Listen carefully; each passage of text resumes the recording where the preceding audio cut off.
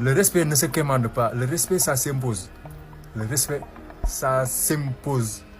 ana ñu doon wax naan Diomaye dafa amul charisme taxaw ak Joe Biden wala Poutine wala Macron.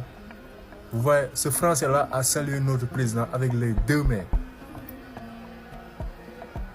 Yéen bilaay doon leen ay nit chaque jour yàlla di leen wan ngeen ni chaque jour di leen yéen boo leen sañoon Sénégal suux ñu ñëpp ñu suuxandoo loolu dafay amee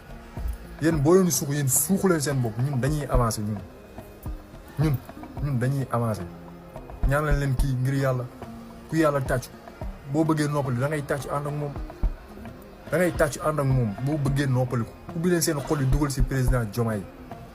da ngeen bàyyi seen siisu yi lajj ngeen ba pare gëm leen yàlla bu fekkee Sénégal moo leen ñor rek da ngeen war a jàppale képp koo xamante ne am na intention pour defal Sénégal mais yéen Sénégal moo leen ñor te yéen